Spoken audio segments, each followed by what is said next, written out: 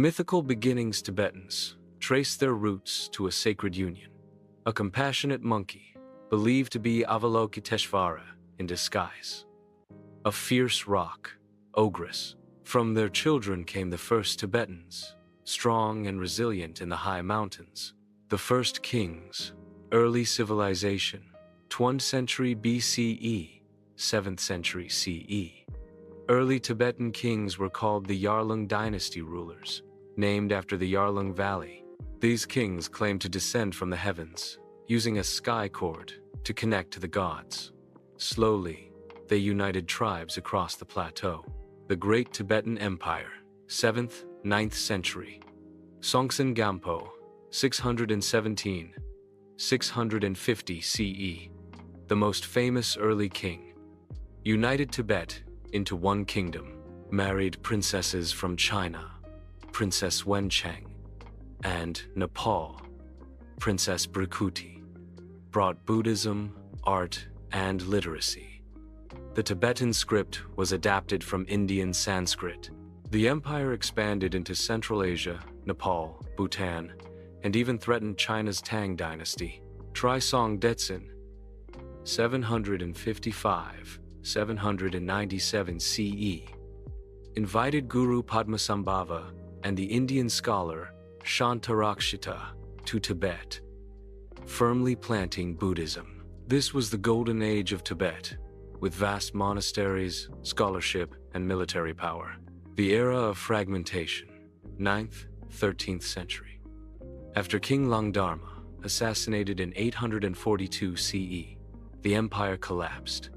Tibet split into small kingdoms and religious groups. Buddhism survived through monasteries, eventually reviving stronger than before. Rise of monastic power, 11th, 13th century. Great Buddhist masters, like Atisha from India, revived teachings. New schools of Tibetan Buddhism formed: Nyingma, Kagyu, Sakya, and Kadam, later Gelug. Instead of kings, monasteries and lamas began guiding Tibetan society. Mongol influence, 13th, 14th century. The Mongol Empire, Genghis Khan, Kublai Khan, spread across Asia. Tibet avoided destruction by forming a priest-patron relationship. Tibetan lamas gave spiritual legitimacy. Mongols gave military protection. Tibet remained culturally independent, but linked with Mongol politics. The era of the Dalai Lamas, 15th, 17th century.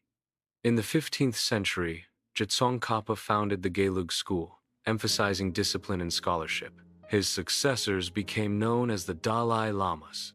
By the 17th century, the fifth Dalai Lama, the Great Fifth, became both spiritual and political leader of Tibet, uniting the land under the Ganden Phodrang government in Lhasa. The Potala Palace in Lhasa was built as his seat. Qing Dynasty, Tibet, 18th, 19th century.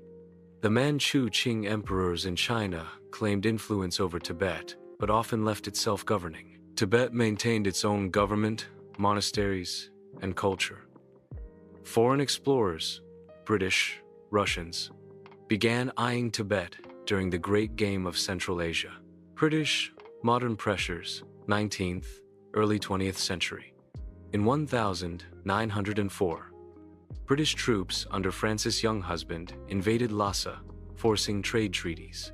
China also reasserted claims over Tibet.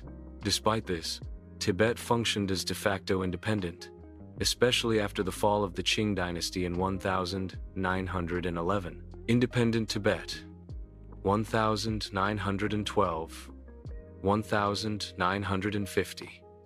Tibet expelled Chinese officials and lived under its own rule. The 13th Dalai Lama modernized Tibet slightly, but it remained a deeply spiritual society with monasteries at the center. During this time, Tibet printed its own currency, ran its own government, and had limited foreign contact. Chinese control. Exile, 1950. Present. In 1950, the newly founded People's Republic of China sent the People's Liberation Army into Tibet. In 1951, Tibet signed the 17-point agreement, promising autonomy under Chinese sovereignty. Tensions rose. In 1959, a major uprising in Lhasa was crushed. The 14th Dalai Lama fled to India, establishing the Tibetan government in exile in Dharamshala. Since then, Tibet has been ruled by China as the Tibet Autonomous Region. Many monasteries were destroyed during the Cultural Revolution, though later rebuilt. Tibetans inside Tibet continue to preserve culture but face restrictions. The Dalai Lama advocates nonviolence and the middle way, seeking genuine autonomy, not full independence. Tibet today. Tibet remains a deeply spiritual land, visited for its monasteries, Mount Kailash, and the Himalayas. The Tibetan diaspora around the world works to keep alive the language, traditions, and Buddhism. Tibet's story continues as one of resilience, faith, and identity.